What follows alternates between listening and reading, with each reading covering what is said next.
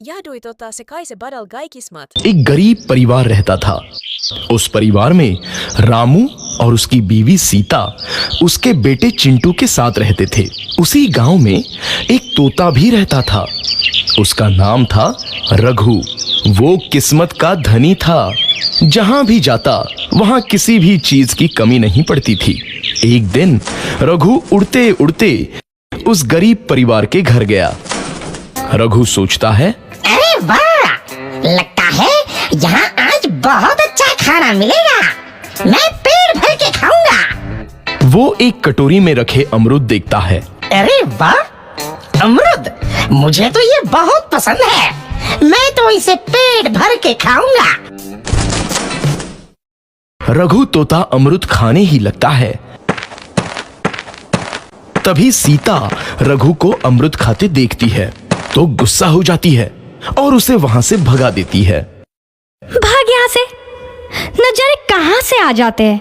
मैं तो परेशान हो गई हूं इनसे। सीता के भगाने के बाद रघु चुपचाप से एक कोने में रहता है। धीरे धीरे उस परिवार की बरकत होने लगती है। एक दिन रामू और सीता खाना खाते वक्त बातें करते हैं। आजकल हमारी बहुत तरक्की हो रही है, काम भी अच्छा चल रहा है। रामू कहता है। इस पर सीता कहती है, सच कहा, भगवान हमेशा ऐसे ही हम पर मेहरबान रहे। बेटा चिंटू भी कहता है, पिताजी मुझे खिलौना लेके दो ना, मेरे सभी दोस्तों के पास है। रामू कहता है, ठीक है, जरूर लाऊंगा। सीता कहती है, कितने खुश है सब, मेरे परिवार को किसी की नजर ना लगे। एक तरफ ऐसी बातें होती हैं तो दूसरी तरफ रसोई में रघु तोता भी अमरूद खाते रहता है। मजा आया, अमरूद खाया, मजा आया, अमरूद खाया, मजा आया। तभी सीता रसोई में आती है और रघु तोते को अमरूद खाते देख बहुत गुस्सा होती है। सीता रघु को बाहर निकालने के लिए पिंजरे में अमरूद रखती है। रघु जब अमरूद खाने लगता है तो पिंजरे का दरवाजा बंद हो जाता है और वो उसमें फंस जाता है। मुझे बाहर निकालो, मैं यहाँ फंस गया हूँ, मुझे बचाओ। अगले दिन सीता पिंजरा उठाकर बाहर दूर उस रघु को छोड़ देती है। रघु के जाते ही उनके घर आई बरकत धीरे धीरे कम हो जाती है। उन्हें बहुत घाटा होता है। सीता कहती है, ये क्या हो रहा है, अचानक इतना कैसे बदल गया? अभी तक तो सब कुछ अच्छा चल रहा था।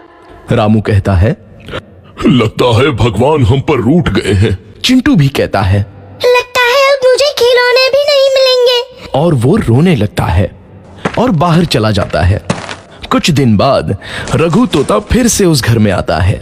वापस आया, मैं वापस आया, अब मैं जमकर अमरूद खाऊंगा। रघु सीधा रसोई घर में चला जाता है और अमरूद खाने लगता है।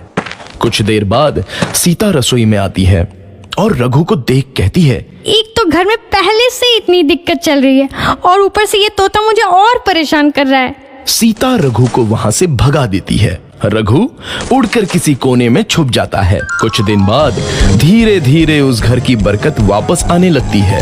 काम भी अच्छे से चलने लगता है। एक रात जब रघु तोता अमरूद खाने जाता है तो पिंजरे में फंस जाता है। ये लोग आखिर चाहते क्या हैं? एक तोते को शांति से अमरूद खाने क्यों नहीं देते? मैं कौन सा चोरी कर रहा हूँ? बस अमरूद ही तो खा रहा हूँ। तभी रामू वहां आता है और पिंजरे में रघु तोते को देख उसे बाहर छोड़ देता है। ये तोता भी कितना जिद्दी है, बार बार वापस आ जाता है।